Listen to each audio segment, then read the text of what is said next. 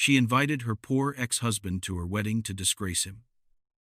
But he arrived in a 1955 Mercedes-Benz 300 SLR Uhlenhaut coupe with his pregnant, stunning wife. 1:30 hook. She wanted to humiliate him. She wanted everyone to see how poor he had become. She sent the invitation with a handwritten note that said, "I'd love for you to see how far I've come." But when her ex-husband stepped out of the rarest car on earth, a vehicle worth $142 million, with a wife more beautiful than the bride herself, carrying his child, the entire wedding stopped. Guests rushed outside. Cameras flashed. The groom stood frozen, and the bride, Melissa, felt her knees go weak. This wasn't supposed to happen. He was supposed to arrive broken, humiliated, maybe in a borrowed suit and an old sedan. But instead, he arrived like royalty. And what happened next would expose a secret that had been buried for decades. A secret that would change everything everyone thought they knew about David Carter. Because this wedding wasn't just about revenge. It was about justice. It was about truth. And it was about a man who lost everything, only to discover he had never been poor at all. 133. T's key questions.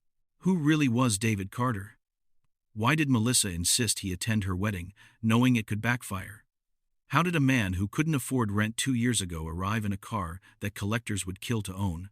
And who was the mysterious woman with him, glowing and pregnant, looking at him like he was the only man in the world? To understand what happened that day, we have to go back. Long before the wedding, long before the car, long before anyone knew the truth.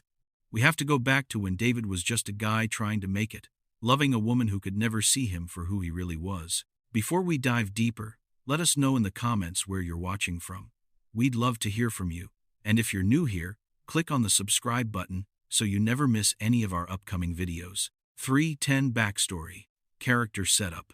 David Carter grew up in a small town outside Pittsburgh. His father worked in a steel mill.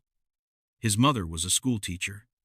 They didn't have much, but they had enough. David learned early that hard work mattered more than status. He became a mechanic, the kind of guy who could fix anything with his hands. He wasn't flashy.